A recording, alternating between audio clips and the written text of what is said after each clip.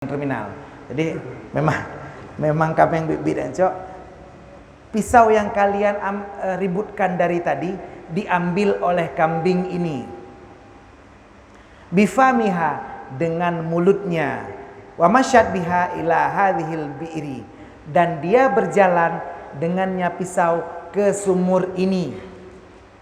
Jadi kameng icok sikin imat bak babah ijak bak monyan wa alqadha, dan dibuangnya pisau ke dalam sumur. Ya. Sudah. Jadi kameng meno sertuh boh. Gesi 50 boh. Nah kameng sapa cara kena dang tukang si kameng pirko icok sikin dengan Abah Haji ibah dalam mon. Ini kejadian benar dalam kitab cerita. Jadi bukan cerita asal-asalan, memang benar kejadian. Urang kan bae mula kana sikin nampak beno. Fa amaral amiru syakhsan bin nuzuli ila hadhil bi'ri. Maka sang raja memerintahkan seseorang untuk turun ke dalam sumur tersebut. Gak mungkin. Han mungkin na kameng iteme itu bah sikin. Ci tamang dalam mon betul puhana sikin. Jadi liyubayinu hadzal amru, supaya menjelaskan kejadian ini. Fanazala, maka turunlah urang kurik mon buno, urang terlamon, fawajadal amru kama akhbarar rajulu. Maka dia dapatkan kejadian sama seperti diceritakan oleh orang tersebut. Nah, sikin di dalam mon. Kejadian yang ajaib, luar biasa. Bagaimana binatang pun punya perasaan. Bahkan bagi urang tanya, mungkin ada sebagian lagi Tuku Zakir dulu itu beliau bawa mobil. Beliau berkata, dan banyak supir-supir truk berkata, bukan hanya binatang, bahkan barang mati pun punya perasaan. Menyo urang yang isi pak ban motor, kadang-kadang begitu cek ban motor kita harus pegang dengan tangan. Menyota cek dengan aki, nyana trek bertuh ban motor. Jadi percaya atau tidak, bagaimana adab kita kepada seseorang mempengaruhi perilaku orang tersebut kepada kita. Jadi kalau kita baik kepada orang, orang akan baik kepada kita. Jadi bagaimana sikap kita kepada orang lain? Hari ini kita masih berada di sini, waktu kita untuk belajar. Saat nanti kita sudah berada di luar penjara, lihatlah, mungkin kalian nanti yang akan menjadi pemimpin masa depan. Gimana Pak Jamal dulu di LP masuk Serambi, Prabowo menang telak di lapas. Mungkin kalianlah ke depan yang akan jadi Prabowo, the next presiden berikutnya. Saat kalian menjadi presiden nantinya, atau pemimpin, atau orang yang berpengaruh di masyarakat, ingat hadis ini. Bagaimana kita berakhlak, beretika, bertingkah laku dengan orang lain. Mungkin rame urang malim, tapi bagi orang yang punya akhlak, kita punya penilaian tersendiri. Hari ini di sekitar kita, di Luk Semawe saja, cukup jai urang yang pintar. Banyak orang yang alim, banyak orang yang pintar, banyak orang yang pandai secara ilmu pengetahuan. Tapi kalau kita setia menjaga etika, tingkah laku, adab dengan semua orang, dengan semua stakeholder yang bergaul dengan kita, kita akan dipandang. Saya di sini, mohon maaf, saya di Luk Semawe mungkin tidak pintar, orang lain yang lebih malim. Tapi nama Ustadz Gunawan banyak dikenal orang. Mungkin karena ada al-adabu fauqal ilmi, ada adab yang saya lakukan di atas ilmu yang saya miliki. Barusan saya agak terlambat ke sini, kebetulan saya dikontrak oleh salah sebuah televisi kabel di Luk Semawe untuk program Ramadan. Jadi kebetulan kan saya jelaskan kenapa di Luk Semawe ini kan banyak orang lain yang lebih pintar dari saya. Tapi mereka mungkin karena adab, etika, dan kesopanan saya dengan mereka, dengan semua orang yang tempat saya bergaul, gak apa-apa Ustadz, kita akan syuting dengan Ustadz dan akan kita branding. Bahkan di setting bagaimana ada sebuah alur cerita. Jadi bukan seperti ceramah, bukan seperti pengajian, tapi seperti mini seri gitu. Jadi ada ceritanya. Bagaimana nanti pesan-pesan itu disalurkan melalui cerita. Barusan kami teken kontrak untuk Ramadan. Jadi memang kadang-kadang adab yang kita keluarkan ini akan menjadi tolak ukur kita dan bagaimana orang melihat kita. Termasuk tanya dalam sesama warga binaan, dengan kesopanan kita, dengan kesantunan kita kepada semuanya. Nah, miong ataupun kucing tidur di musalla. Baik dah sih Pak, cok mat padaku ambil keluarkan dengan bagus. Kenapa? Bagaimana kita ingin diperlakukan oleh orang lain, begitulah juga kita memperlakukan orang lain. Tanyo galak urang bejuk peng tanyo. Besering bejuk peng ke gop. Tanyo galak urang berumeh ikalan tanyo. Tanyo pi bekaim rumeh ke orang lain. Kita suka orang lain ceria kepada kita. Kita pun harus ceria kepada orang lain. Lakukan kepada orang lain, kepada makhluk lain apa yang kita suka dia lakukan untuk kita. Bahkan banyak binatang yang mengingat perlakuan baik dan buruk daripada seseorang. Ada seorang anak kecil, mungkin kita pernah melihat filmnya. Di saat dia kecil, dia membuang es krim yang dia makan ke arah gajah sirkus. Ada gajah sirkus kecil yang dia lewat pameran di jalan, sedang pegang ekor ibunya. Lalu dia buang es krim yang dia makan ke arah gajah tersebut.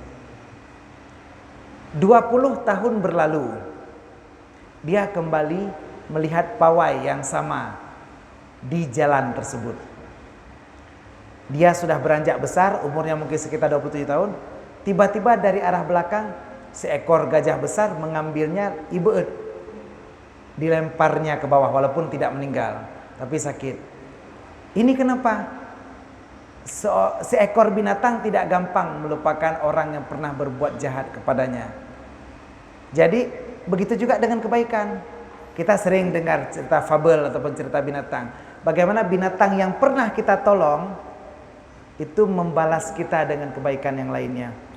Seorang yang lewat di pepohonan, di kebun, di sebuah kebun, lalu mendengar suara berdecit daripada seekor burung. Begitu dilihatnya, burung tersebut jatuh ke bawah sarangnya. Dan dilihat dia tidak mampu mengepakkan sayapnya karena sayapnya terluka. Dia ambil, dibawa pulang ke rumahnya, diberikan obat betadin sehingga lukanya sembuh. Lalu dia kembalikan ke sarang tersebut. Selang 3 tahun lamanya, dia berada di depan halaman rumahnya. Tiba-tiba ketika dia berjalan di depan rumah, ada sesuatu yang jatuh dari atas. Dia lihat ke atas, dia melihat seekor burung yang sudah besar, dan dia tandai warnanya sepertinya itu burung yang dia selamatkan tadi. Dia melemparkan sesuatu. Begitu dia lihat, sebongkah berlian sebesar ibu jari yang dilemparkan oleh burung tersebut. Kita tidak tahu di mana dia mengambil. Kita nggak tahu bagaimana sumber daya alam kita ada. PT EMM yang kemarin didemo oleh mahasiswa. Kita nggak tahu bumi Aceh penuh emas. Bukan hanya Papua yang ada freeportnya, di Aceh sendiri banyak, dari Gempang juga banyak emasnya. Tanya biasa ada bah-bah tip bengah. Kita buang emas tiap pagi. Tapi bayangkan bahwa banyak emas sebenarnya di bumi Aceh. Banyak berlian, banyak intan. Apalagi intan berlian itu berasal dari karbon. Jadi memang produk alam murni, artinya tidak sulit sebenarnya terbentuk. Nah, kita nggak tahu bagaimana seekor burung membaca naluri kita, bahwa itu dia tahu itu hal yang berharga untuk kita. Dia lemparkan sebongkah berlian, nggak besar, sebesar ibu jari. Dilemparkan tepat di depan orang tersebut. Kita nggak tahu bagaimana seekor binatang bisa membalas jasa kita. Berbuat baiklah kepada setiap makhluk yang kita temui.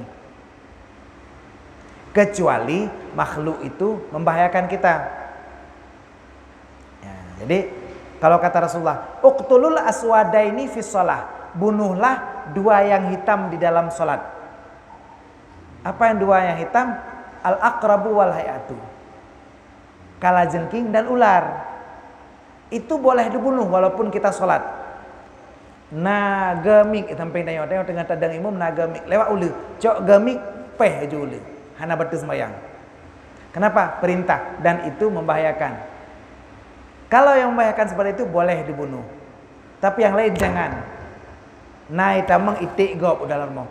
Oh mak itiknya geprah ke you bunuh. Cok itiknya si aja panggangnya. Itik ke itik katanya. Jadi itik be, manok be. Jadi walaupun manok na, itik na, kameng na, kalau bukan punya kita jangan disembelih. Kalau disembelih ya berarti ambil sedekahkan juga kepada teman-teman warga binaan.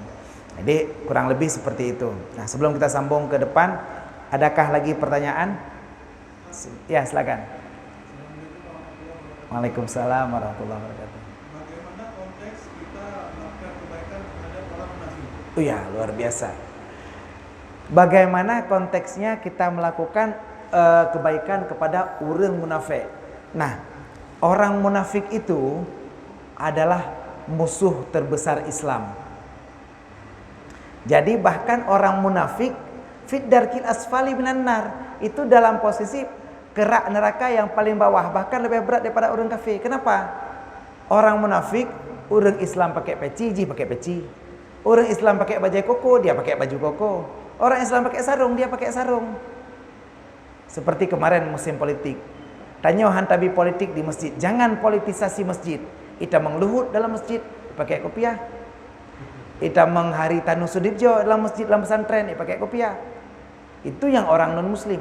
Apalagi orang yang munafik, seakan-akan dia Islam.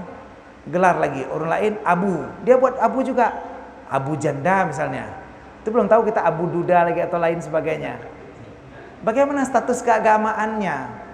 Kalaupun Islam misalnya, terus dengan statement-statementnya yang kita sendiri mungkin saya nggak tahu apakah di sini ada pendukung Abu Janda juga, tapi pastinya pernyataan orang yang munafik ini membawa kehancuran Islam. Kenapa? Seakan-akan dia orang Islam, padahal jih pebro Islam. Dan bahkan kadang-kadang kalau kita lihat tanda-tanda munafik ini, kita lihat ayatul munafikina thalathun. Idza haddasa kadzdzaba. Orang munafik ini tandanya ada 3. Apabila dia berkata-kata, maka dia akan berbohong. Jadi orang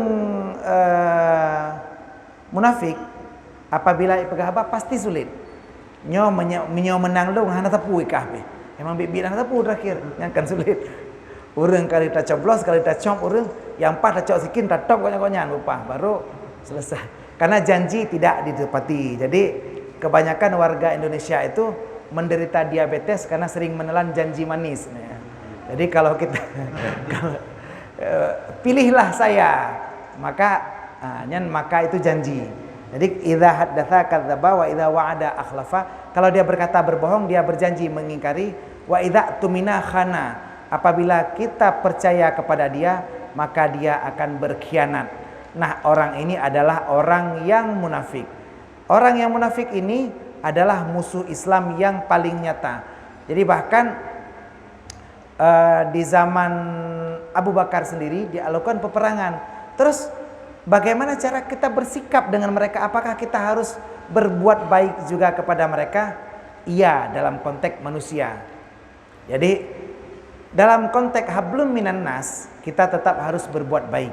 Dalam konteks agama, kita tidak boleh mendengar fatwa mereka, menjadikan mereka pemimpin ataupun memberikan mereka peluang dalam konteks agama. Jadi jangan ada yang coblos orang munafik ataupun yang pro orang munafik.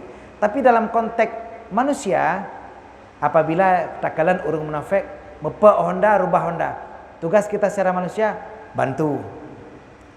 Oh, dia kesulitan, kita punya kemudahan, bantu secara manusiawi. Tapi secara agama, jangan berikan peluang apapun. Jangan pilih mereka, jangan angkat mereka sebagai aulia, sebagai pemimpin dan sebagai teman kita. Hanjit cok kengen. Lagi berarti perlakukan ya saban lagi kita mengen dengan linda keramik. Saban lagi kita mengen dengan urang kafir lainnya. Walaupun sekarang ada kafir harbi, yang berada di sini, kalau dia berbuat baik disebut kafir zimmi juga. Orang munafik yang berada dalam area Islam, selama dia tidak mengganggu kita dalam area agama, boleh kita berteman. Tapi kalau bertemannya sebatas kita sesama manusia, menyotingkat sudah membawa kepada agama, jauhinya. Ya, tetap kita karena tanya mungkin membunuh, karena kita bukan wulatul amri, kita bukan pemimpin. Kita tahu dia orang yang munafik, hana urusan tanya, dan tidak ada wewenang kita untuk membunuhnya atau menghukumnya. Itu ada urusan dari ulil amri, pemerintah. Tugas kita jauhi. Tapi sesama manusia, kalau memang ada sesuatu yang menyangkut dengan harkat hidup manusia, maka tugas kita adalah tetap melakukan kewajiban kita sebagai sesama manusia. Baik tak kalian dia sudah rubah Honda, hendak dia tolong, nggak boleh juga. Tolong sebatas bisa, tapi juga jangan sampai tabi peng-peng mendum kepada dia, nggak perlu juga. Sebatas naluri kita, kita menolong sesama manusia. Cuman itu saja. Jadi yang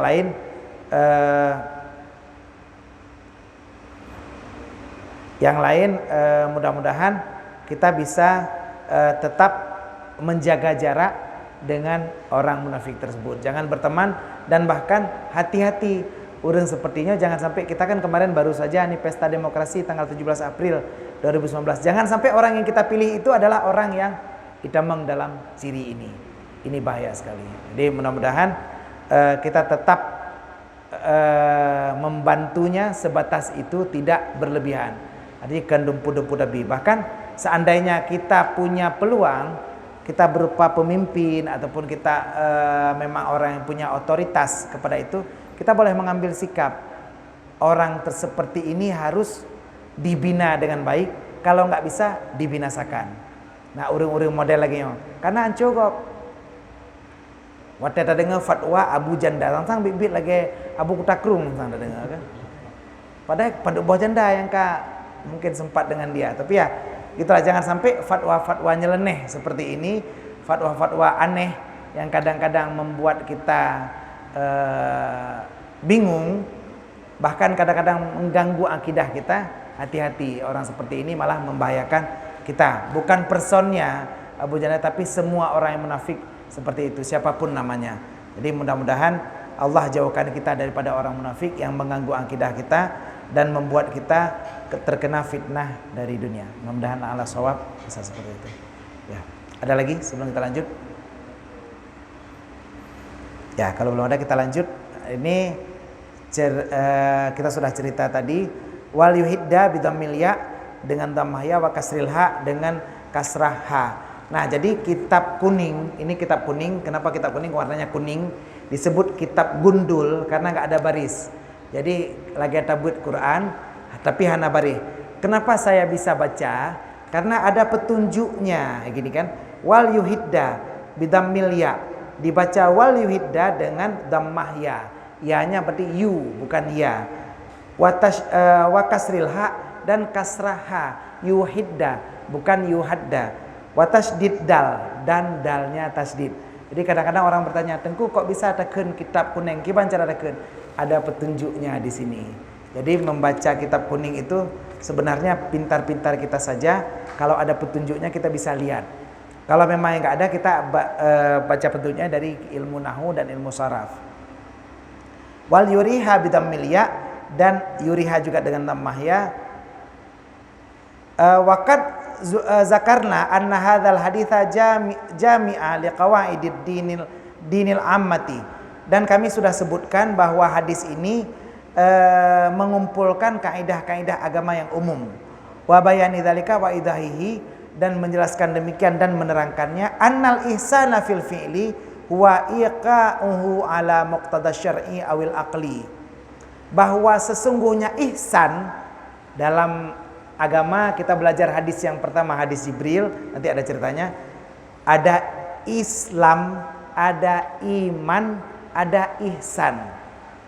Nah, ihsan tadi kan disebut katabal ihsana ala kulli syai'. Allah mewajibkan ihsan. Sesungguhnya ihsan itu atau berbuat baik, ihsan dalam perbuatan adalah menjatuhkannya perbuatan di atas sesuai ataupun keinginan syara' ataupun akal. Wa huwa ma yata'allaqu bi ma'asyil fa'ili, yaitu sesuatu yang tergantung, tersangkut dengan kehidupan orang yang melakukan, au bi muadihi ataupun dengan adatnya. Fal awwalu siasatu nafsihi, yaitu yang pertama yang perlu kita jaga adalah bagaimana siasat tentang dirinya, wa badanihi dan badannya, wa ahlihi dan keluarganya, wa ikhwanihi dan saudaranya, wa milkihi wan nasi dan miliknya dan manusia. Jadi saat kita berbuat baik kepada manusia, artinya kita melakukan segala sesuatu kebaikan kepada kita, badan kita, keluarga kita, harta kita, sesuai dengan perintah syara'. Uronyo, kita berbuat baik kepada otak kita. Saat kita mohon maaf mengkonsumsi sabu-sabu, narkoba, yang kita konsumsi, mohon maaf rokok sekalipun, itu memudaratkan badan kita dan tidak sesuai dengan tuntunan syara'.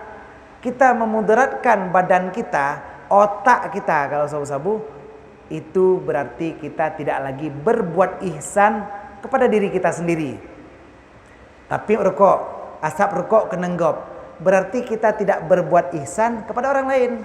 Karena badannya, hartanya, jiwanya, keluarganya, saudaranya teraniaya karena kita. Kalau kita mengakui punya ihsan di dalam diri kita, maka jagalah diri kita, sekeliling kita, harta, jiwa, badan semua sesuai dengan aturan syara'. Contoh lagi, mohon maaf agak porno.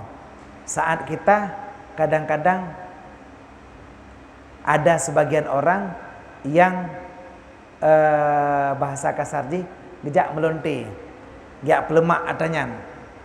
Seakan-akan dia memberi kenikmatan kepada anggota tubuhnya. Ya pelemak atanyan. Tapi karena bukan bimuqtada syar'i, bukan sesuai yang diajarkan oleh syariah, maka ini juga bukan ihsan. Hai long cuci baut, jak Medan kok cuci baut. Apakah bagus karena untuk badan kita sendiri? Tidak, karena cuci baut ini tidak diajarkan oleh syara'. Kalaupun perlu cuci baut ini, silahkan cuci baut dengan yang dibolehkan. Allah tahu kita suka dengan perempuan. Zuyyina lin-nasi hubbus syahwati minan nisa. Allah berikan kita suka dengan perempuan. Boleh. Caranya bagaimana?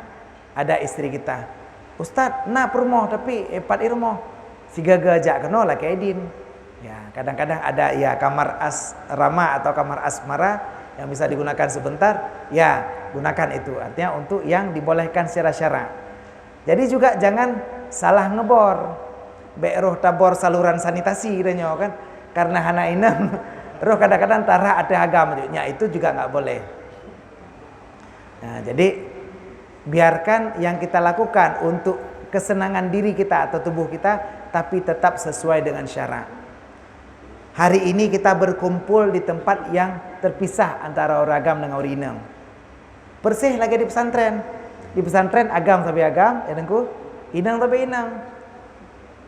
Jangan sampai salah ngebor.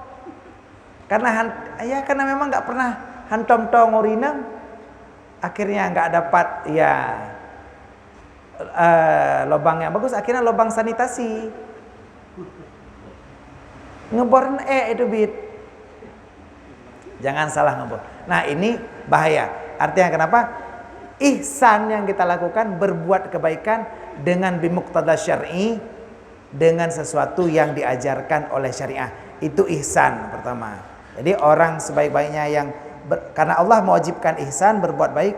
Jadi yang seharusnya dia pertama melakukan perbuatan baik kepada dirinya dan hartanya dan saudaranya. Wathani, yang pertama ihsan. Ihsan ini kebaikan diajarkan dalam ilmu tasawuf. Wasani, yang kedua al-iman. Wahwa amalul qalbi, yaitu amal hati. Iman adalah akidah kita kepada Allah. Jadi Allah pertama mewajibkan ihsan, ilmu tasawuf. Yang kedua iman, yaitu akidah, ilmu tauhid. Wal islamu, dan Islam, wahwa amalul jawarih. Islam yaitu amal dengan anggota badan. Bagaimana kita sholat, kita puasa, sebentar lagi masuk Ramadan. itu adalah amal perbuatan badan. Islam diajarkan dalam ilmu fikih. Jadi 3 ilmu utama, ihsan, iman dan Islam, yaitu akhlakul karimah, akidah dan ibadah, atau tasawuf, tauhid dan fikih yang disingkat dengan tastafi. Jadi urutan ini tetap diajarkan dalam hadis ini. Pertama ihsan, kedua iman, ketiga Islam.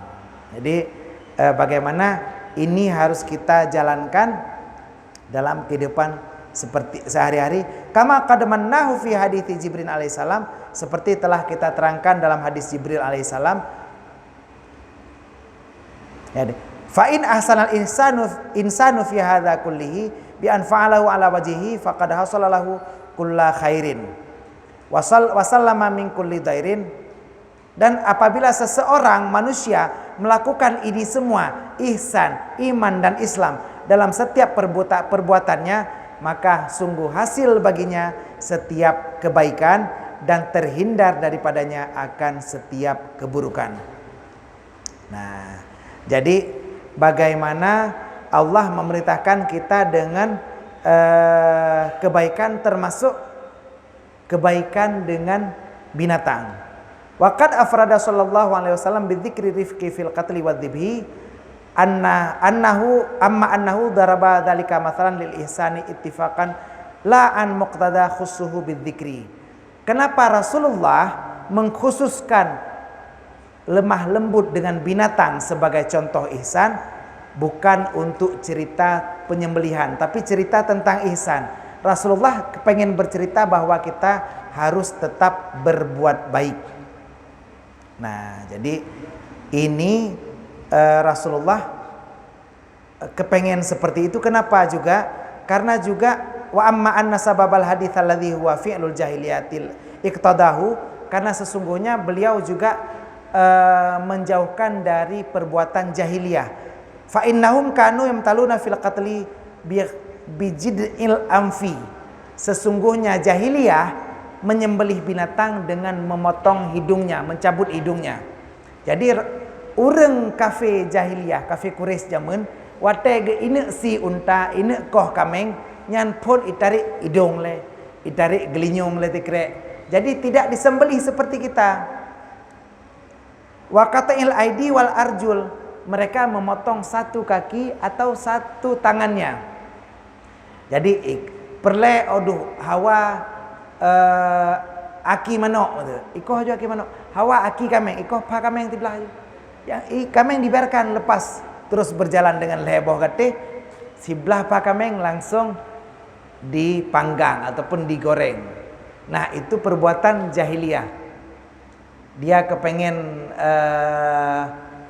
sesuatu, dia lakukan terus seperti itu tanpa dia ingat bagaimana teraniaya. Maka dulu banyak kambing yang jalan 3 kaki itu. Karena hawa sebelah pa kambing, koh sebelah mentang. Bahaya kali. Makanya Rasulullah memerintahkan seperti itu. Li'annal qatla wa dzibha ghayatu ma yuf'alu minal adza. Karena sesungguhnya pun pembunuhan dan penyembelihan adalah ghayah, artinya kesudahan sesuatu yang dilakukan sangat menyakitkan. Apabila kita tapoh lemo, tapoh kambing, itu mungkin tidak terlalu sakit. Yang paling sakit adalah penyembelihan. Jadi saat Rasulullah berkata, fa amara Rasulullah sallallahu alaihi wasallam birrifqi fi kulli syai'in, saat Rasulullah berkata lemah lembutlah kamu dalam penyembelih, berarti yang lain harus lebih lemah lembut lagi. Jadi bagaimana hadis ini memberi kita suatu inspirasi tentang berbuat kebaikan dengan seluruh makhluk. Ada pertanyaan? Oke, kalau belum kita sambung. Nuktatun ini satu titik ataupun nuktah ataupun satu perhatian. Unduru, perhatikan olehmu wahai seluruh warga binaan. Bi'ainil basirati ila hikmatillahi ta'ala, kepada hikmah yang Allah Ta'ala, kaifalam yafrudus salata 'alal ibadi fi awalil Islam. Bagaimana Allah tidak mewajibkan salat pada awal Islam. Jadi saat Rasulullah menerima wahyu dari Allah di umur 40, wahyu pertama bukan salat, tapi iqra, bacalah. Nah, kapan? Bal faradaha lailatal mi'raji. Tapi difardukan pada malam Mi'raj. Jadi pada malam Isra Mi'raj sudah meninggal Khadijah, sudah meninggal pamannya Abu Talib. Saat itu Ammul Hazni, tahun kegundahan, dinaikkan Rasulullah Isra Mi'raj, baru difardukan sholat. Artinya apa? Saat kita bergaul sesama manusia, jangan langsung memaksa dia melakukan sesuatu yang berat. Saat kita bertanya, "Hai, sembahyang, nyohan sembahyang kucinu, kupoh." Itu jangan. Kenapa? Manusia juga punya hati. Jadi bagaimana? Ajak dulu dengar cerita, ajak dulu dengar sesuatu yang menyenangkan, yang menggairahkan, baru pelan-pelan ajak sholat. Kalau langsung orang diajak kepada sholat, orang akan menentang. Wa kadzalika shiyam, dan demikian juga puasa. Farada fis sanati saniyati minal hijrah, difardukan pada tahun kedua hijrah. Rasulullah sudah pergi ke Madinah 2 tahun baru fardu puasa. Dulu enggak fardu. Cerita tentang siapa Allah, siapa yang perlu kita sembah, jadi tidak difardukan. Wa kadzalika tahrimul khamri, begitu juga dengan mengharamkan khamar. Khamar, air mabuk, pertama dulu tidak haram. Cuman disebutkan sabu-sabu ataupun narkoba ini pertama disebutkan bahwa dia lebih banyak mudaratnya daripada manfaat.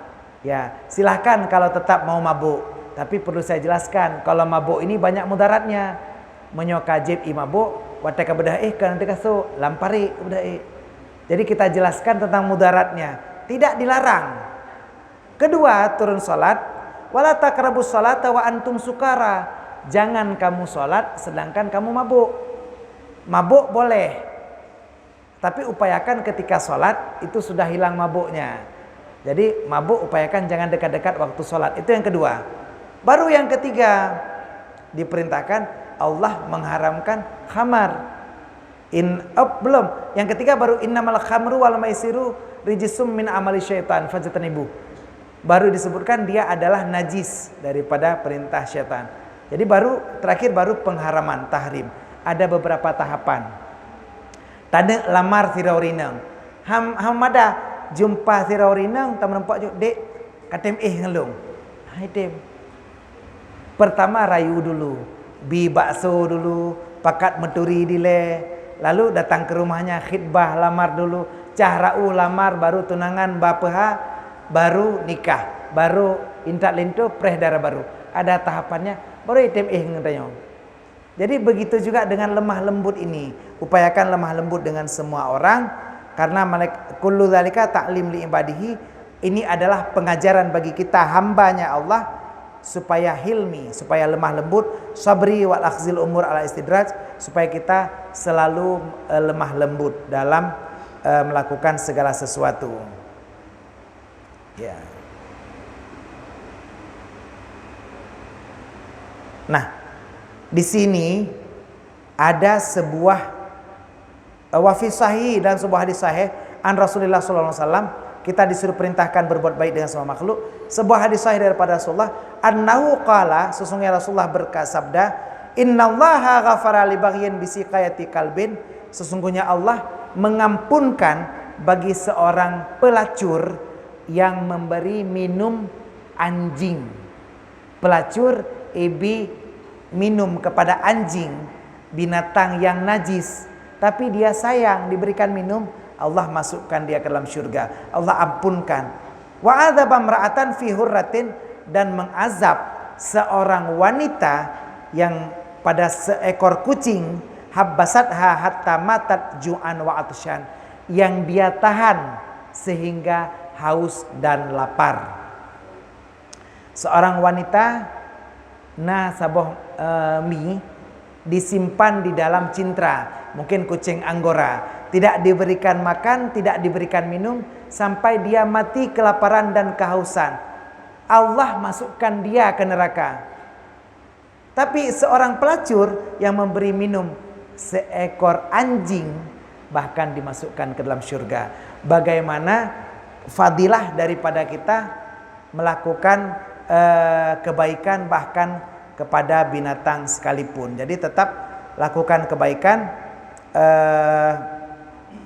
agar kita bisa diberikan rahmat oleh Allah dalam setiap kegiatan kita dan kehidupan kita. Nah, ini satu lagi cerita terakhir. Ada pertanyaan? 3:30. Ya, silakan Ustaz Syafi'i.